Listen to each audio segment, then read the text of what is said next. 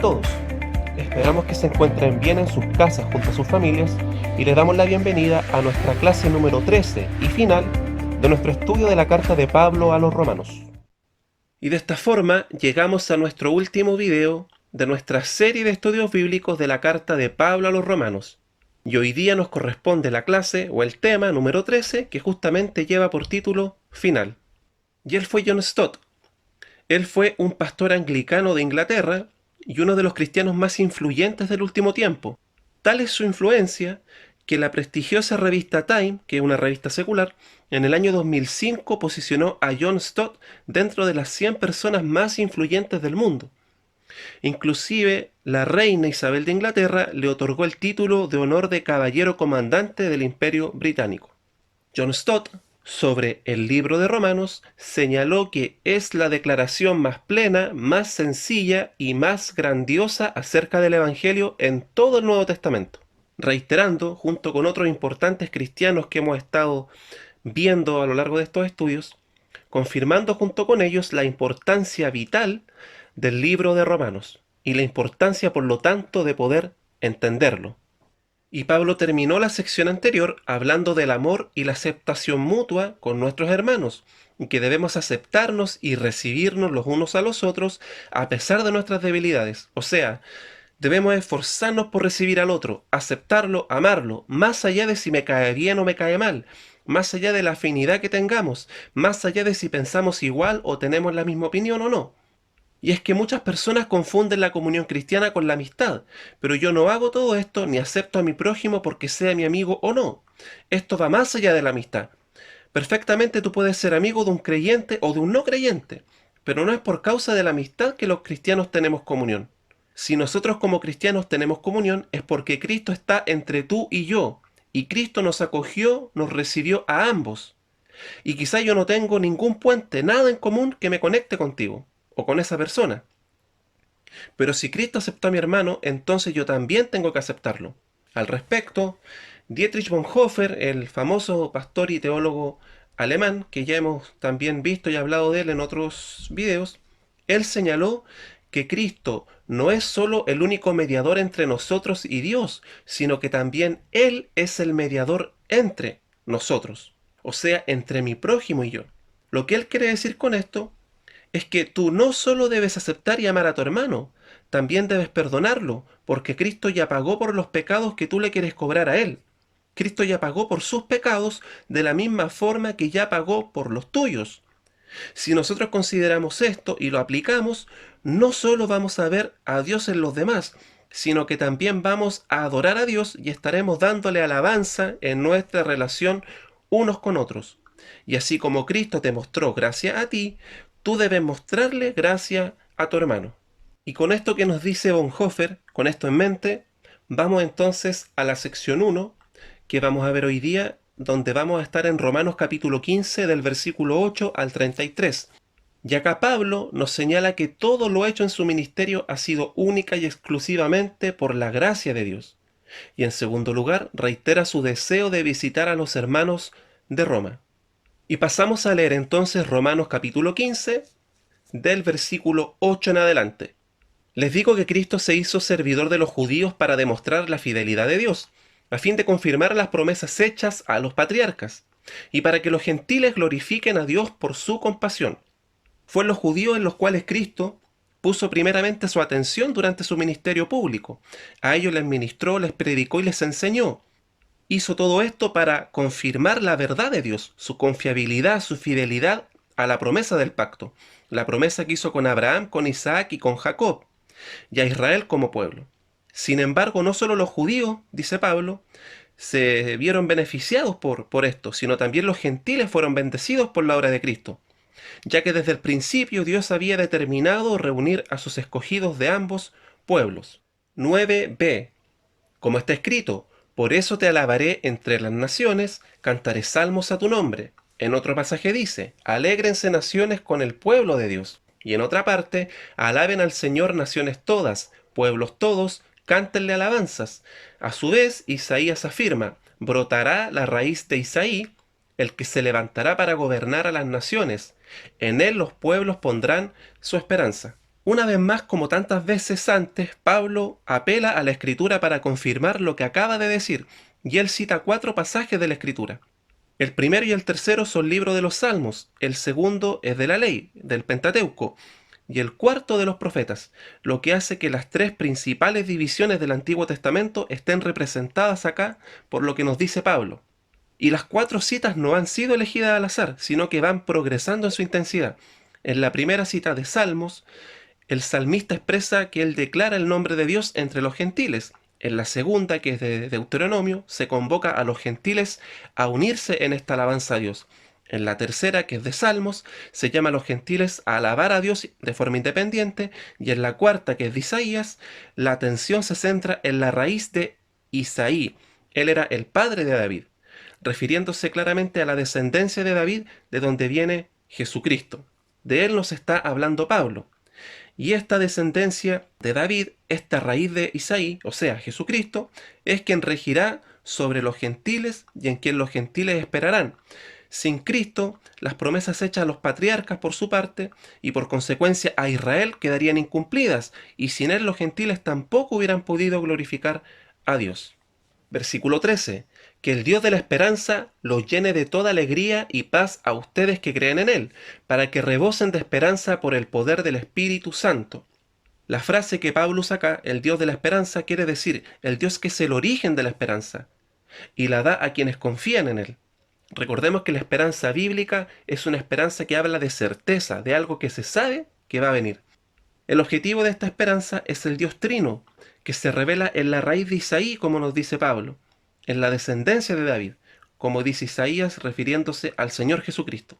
Es esa esperanza que produce nuestra alegría y la paz de Dios que sobrepasa todo entendimiento. Pablo sabía que, en medio de la alegría y la paz del Señor, ya no habría lugar para estas peleas entre los débiles y los fuertes, retomando el tema cierto de la sección anterior. Por eso termina diciendo, para que rebosen de esperanza por el poder del Espíritu Santo. Versículo 14. Esta parte lleva por título Pablo, ministro de los gentiles. Por mi parte, hermanos míos, estoy seguro de que ustedes mismos rebosan de bondad, abundan en conocimiento y están capacitados para instruirse unos a otros, ya que les ha indicado ciertas debilidades sobre algunos grupos y personas dentro de la iglesia.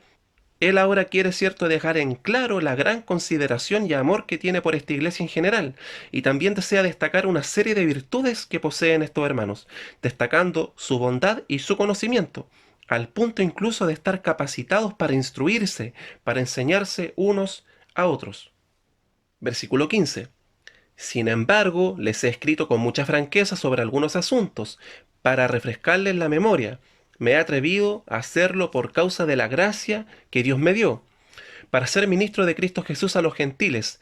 Yo tengo el deber sacerdotal de proclamar el Evangelio de Dios, a fin de que los gentiles lleguen a ser una ofrenda aceptable a Dios, santificada por el Espíritu Santo. Efectivamente, Pablo les ha hablado con mucha franqueza con el fin de recordarles cosas importantes. En esta carta les ha hablado claramente sobre algunos males, tales como el antinomianismo, que era esta herejía de ese tiempo que llevaba finalmente, conducía al libertinaje, ya que ellos decían, como ya somos salvos por gracia, entonces da lo mismo si pecamos o no, porque ya somos salvos. También ha hablado sobre la arrogancia de algunos hermanos, la oposición a las autoridades y al gobierno de otros, y la burla que los fuertes hacían de los débiles y la condena que los débiles hacían de los fuertes. Ahora, si Pablo ha sido franco, no es por falta de bondad, no es porque no quiera a los hermanos, sino por su deber como apóstol de Cristo Jesús, y él por eso tiene la obligación de hablar claramente sobre el Evangelio. Lo mismo que nosotros, debemos hablar claramente sobre el Evangelio. También Pablo especifica su llamado. Si bien es cierto, él predicaba a judíos y gentiles, sin duda su llamado, sin embargo, era claramente para ser apóstol de los gentiles. Versículo 17. Por tanto, mi servicio a Dios es para mí motivo de orgullo en Cristo Jesús. No me atreveré a hablar de nada sino de lo que Cristo ha hecho por medio de mí para que los gentiles lleguen a obedecer a Dios. Lo ha hecho con palabras y obras, mediante poderosas señales y milagros por el poder del Espíritu de Dios. Pablo aclara que la obra es de Cristo, no es de él.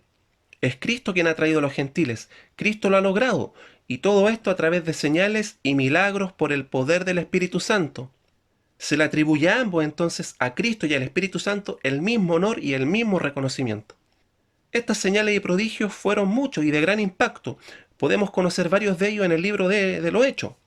Sin embargo, el milagro más importante de su ministerio era la conversión de las personas a Cristo por medio de la predicación del Evangelio. Estos son los milagros más grandes que nosotros podemos ver, que una persona sea transformada por el poder del Espíritu Santo y reconozca al Señor como su Señor y Salvador, pasando de esta forma de muerte a vida. Estos eran éxitos para Pablo y eran éxitos sin duda no para él, sino eran triunfos del Evangelio, eran triunfos de Dios y para Dios. A pesar de la feroz oposición tanto de parte de los judíos como de los paganos, aún los enemigos de Pablo tenían que reconocer que él y sus compañeros estaban trastornando al mundo, como lo dice el libro de Hechos. 19b. Así que habiendo comenzado en Jerusalén, he completado la proclamación del Evangelio de Cristo por todas partes hasta la región de Iliria. En efecto, mi propósito ha sido predicar el Evangelio donde Cristo no sea conocido, para no edificar sobre fundamento ajeno. Más bien, como está escrito, los que nunca habían recibido noticia de él, lo verán, y entenderán los que no habían oído hablar de él. Acá cuando Pablo se refiere a que él ha estado predicando desde Jerusalén a Iliria, o Ilírico, como se conocía también en ese tiempo, acá él nos está refiriendo al orden de ciudades que él ha recorrido en su viaje misionero, ya que sus 3 viajes él los comenzó desde Antioquía de Siria, por lo menos sus 3 viajes registrados en la Biblia. Más bien, a lo que Pablo se refiere es a la extensión del territorio recorrido por él anunciando el Evangelio. Como podemos ver en este mapa, si nosotros trazáramos una línea, ¿cierto? Una línea en diagonal desde Jerusalén hasta Ilírico o Iliria, estamos más o menos abarcando toda esta zona recorrida por él, predicando y anunciando el Evangelio de Jesucristo. Iliria o Ilírico era un territorio que hoy forma parte de lo que es Albania, Croacia, Serbia, Bosnia, por ahí, por ese lado. La meta principal de Pablo era proclamar las buenas nuevas a aquellos que todavía no habían oído este mensaje de salvación y no llevar el mensaje a lugares donde ya habían otros predicadores o apóstoles trabajando. Él quería ir a lugares donde la gente no hubiera escuchado de Jesucristo. Y él justifica esta forma de trabajar citando a Isaías 25:15, según la versión de la Septuaginta. Y no hay duda de que esta profecía que Pablo menciona de Isaías se refiere directamente a Jesús. Lo que Pablo está diciendo entonces es que esta predicación se estaba cumpliendo en su propio tiempo, en el tiempo de él, y además esto se estaba cumpliendo en él mismo, a través de la misma predicación que él hacía, ya que él era el apóstol de los gentiles. Versículo 22. Este trabajo es lo que muchas veces me ha impedido ir a visitarlos. Pablo retoma lo que dijo al principio de su carta, que él deseaba ir a ver a estos hermanos de Roma, pero no le había sido posible. Ahora él da las razones de por qué no había podido visitarlos. Su trabajo misionero lo había mantenido tremendamente ocupado en estos lugares. Versículo 23, y esta sección lleva por título Pablo piensa visitar Roma. Pero ahora que ya no me queda un lugar donde trabajar en estas regiones, y como desde hace muchos años anhelo verlos, tengo planes de visitarlos cuando vaya rumbo a España. Espero que, después de que haya disfrutado de la compañía de ustedes por algún tiempo, me ayuden a continuar el viaje. Recordemos que la intención de Pablo era llegar hasta España, ya que en el tiempo antiguo, en el tiempo que Pablo está escribiendo, el mundo terminaba en España.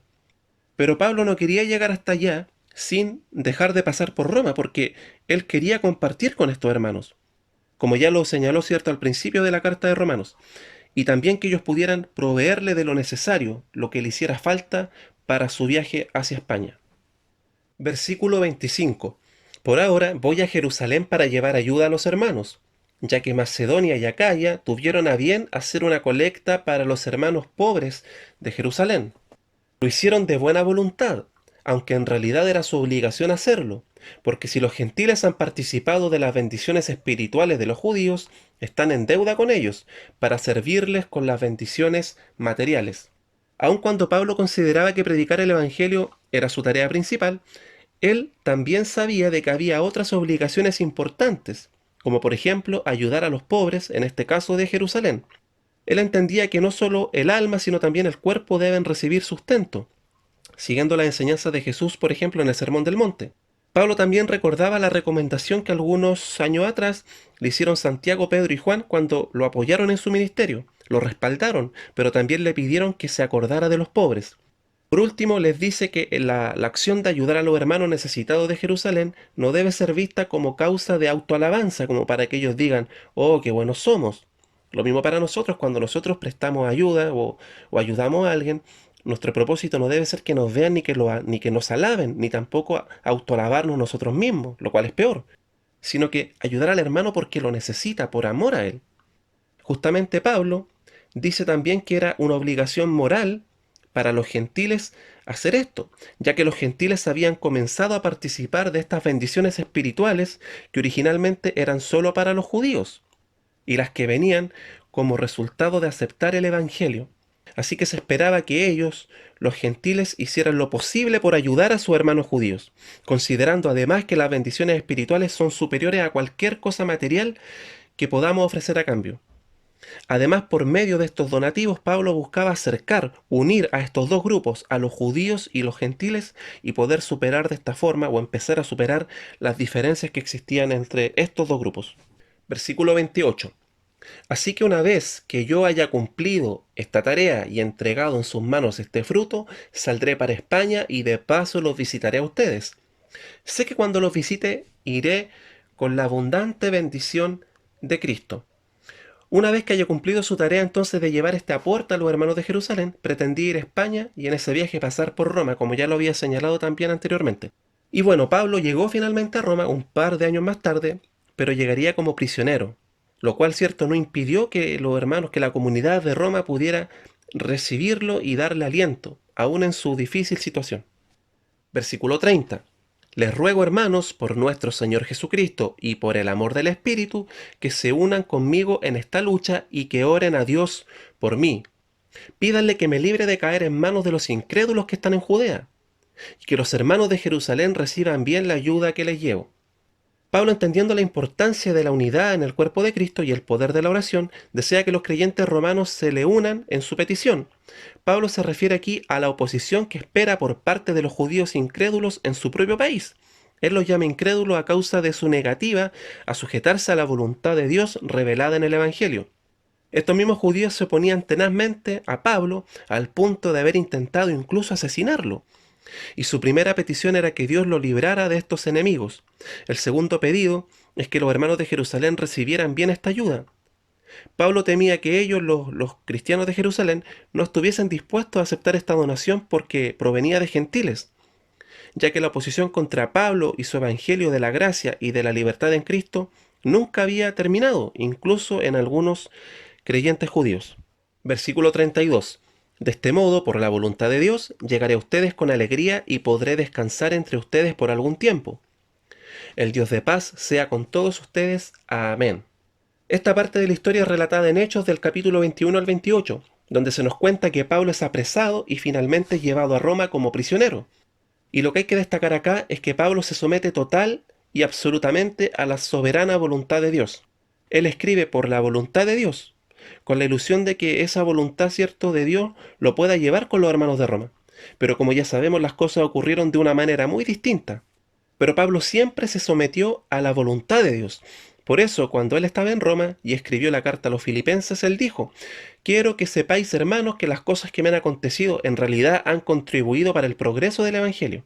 Finalmente, Pablo cierra esta parte con su profundo deseo de que el Dios de paz sea con todos ellos.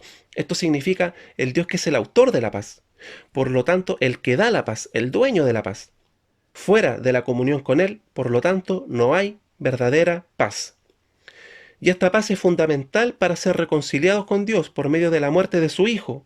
De este modo, esta persona, quien ha sido reconciliada con Dios, ha recibido la más rica de todas las bendiciones, la salvación plena y gratuita, y la comunión con Dios. Y pasamos a la segunda sección, en donde estaremos en Romano, capítulo 16, del versículo 1 al 27. Y acá Pablo envía especiales saludos a los hermanos de Roma y recomienda a Febe. Y también les advierte a los hermanos en Roma en contra de las personas que causan divisiones y problemas. Y pasamos a leer el capítulo 16, y esta parte lleva por título Saludos personales. Versículo 1. Les recomiendo a nuestra hermana Febe, diaconisa de la iglesia de Cencreas.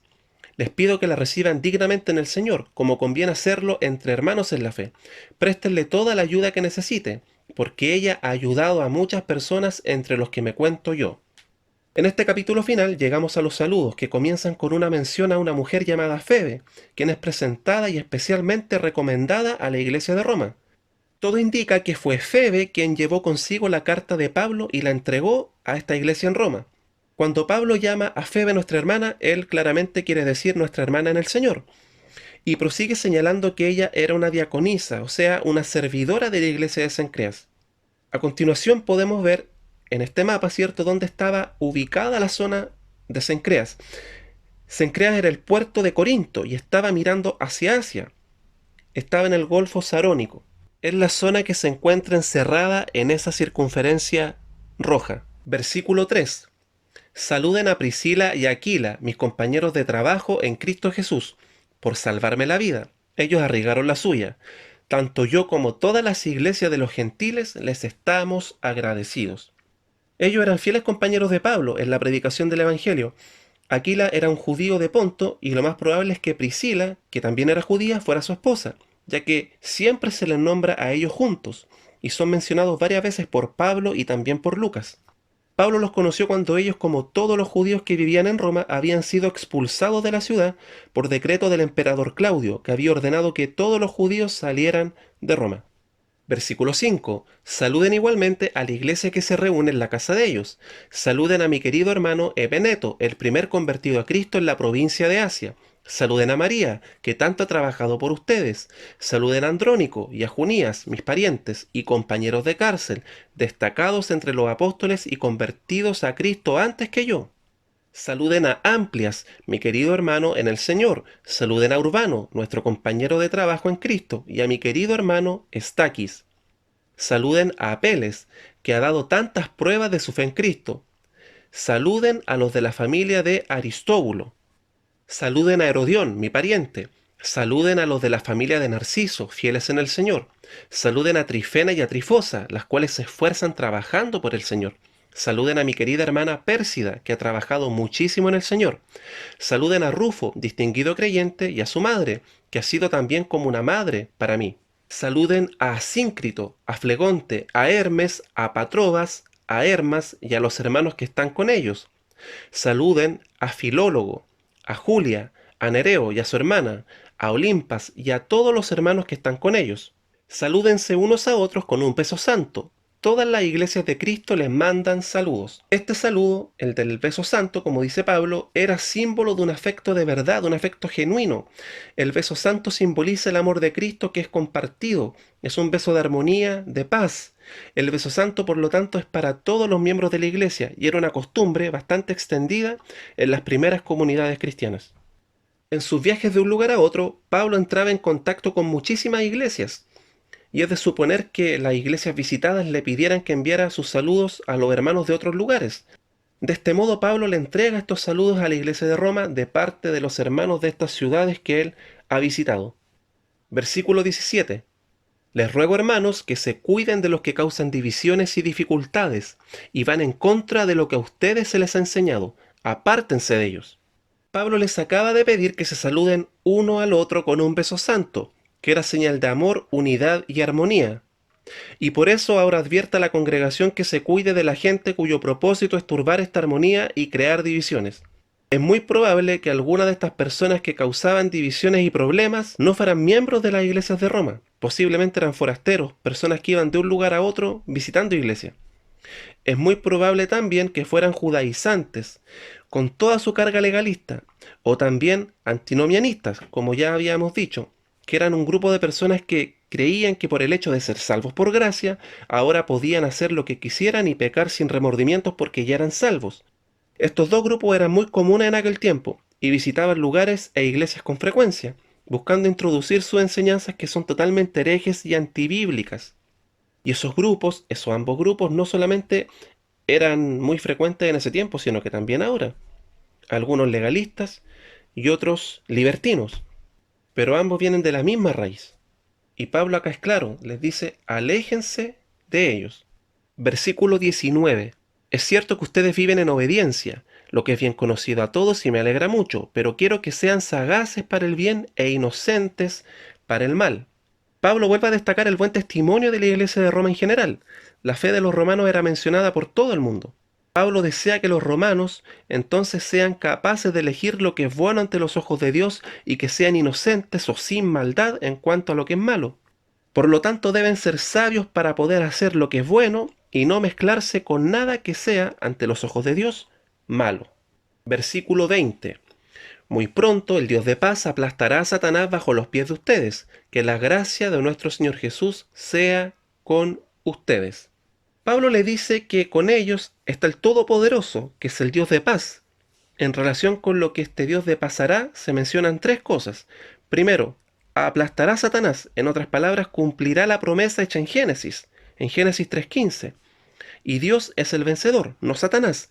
En segundo lugar, Él lo aplastará bajo sus pies. Entonces los santos, su iglesia, participará en la victoria de Dios sobre Satanás. Y en tercer lugar, lo hará pronto. En cierto sentido, Dios está continuamente aplastando a Satanás. Por otro lado, la victoria lograda en el Calvario fue totalmente decisiva. Pero este pasaje hace referencia a la victoria final, la victoria escatológica de Dios sobre Satanás, una victoria que tendrá lugar cuando Cristo regrese en gloria. Por último, dice que la gracia de nuestro Señor Jesucristo sea con ustedes. La gracia, no olvidemos que es el favor inmerecido y es más, contramerecido de Dios hacia nosotros. Y con nuestro Señor Jesús, Él está diciendo nuestro Salvador. Ojo, para que el Señor sea nuestro Salvador, debe ser reconocido primeramente como nuestro Señor, es decir, nuestro dueño, aquel que habiéndonos comprado con su sangre, es ahora nuestro dueño y cuya soberanía sobre nosotros la reconocemos con alegría. Versículo 21. Saludos de parte de Timoteo, mi compañero de trabajo, como también de Lucio, Jasón y Sosípater, mis parientes. Pablo sigue enviando saludos y ahora de algunos hermanos muy reconocidos como lo era Timoteo. Versículo 22. Yo, Tercio, que escribo esta carta, los saludo en el Señor. No era extraño en ese tiempo que los autores de una carta, como Pablo, ¿cierto?, tuvieran un ayudante o un secretario, sobre todo entendiendo lo ajetreado que era el ministerio de Pablo y lo cansado que podría haber estado en muchas ocasiones. Hay quienes señalan además que Pablo, a estas alturas, posiblemente ya podría haber tenido algunos problemas a la vista, lo que causaba que su visión se cansara con rapidez y tal vez no fuera la mejor. De este modo, estos ayudantes hacían menos pesada la carga de Pablo, así que él iba dictando y el secretario escribía, y finalmente él, cierto, el autor, ponía su firma.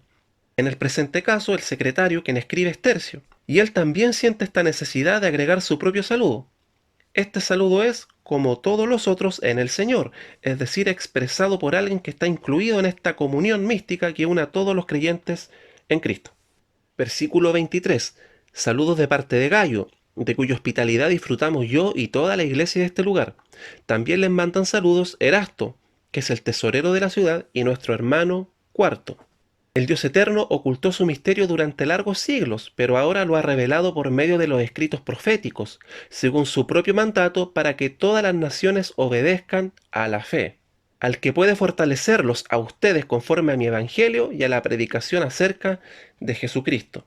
Pablo conecta el final de la carta con el principio de la misma carta, reiterando algunas cosas que ya nos dijo al comienzo de Romanos.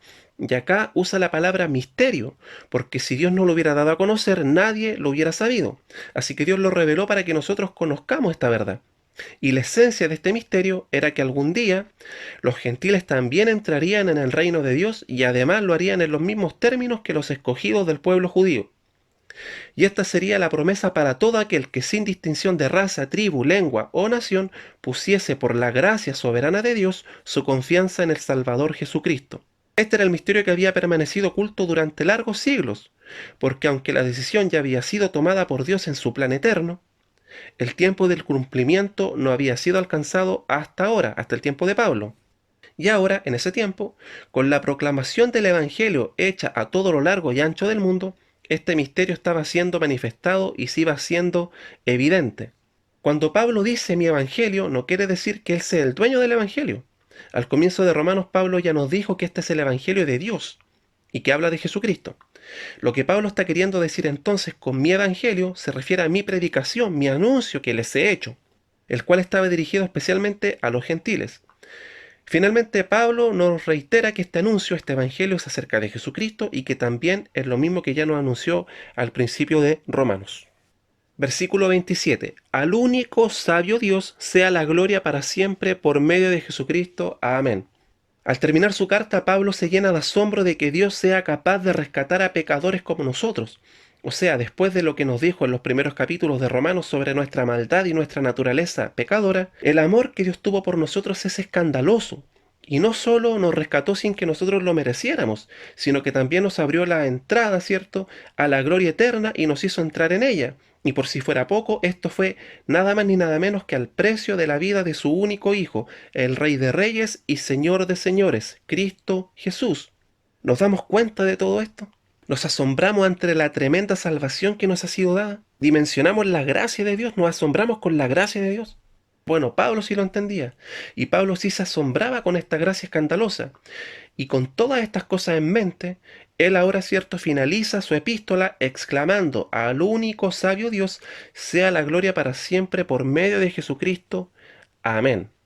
Y para terminar con esta serie de estudios de Romanos, donde Pablo de forma brillante nos ha enseñado, nos ha expuesto el Evangelio de principio a fin, quiero que cerremos con esta frase de Martín Lutero que en algún momento de Romanos también la recordamos.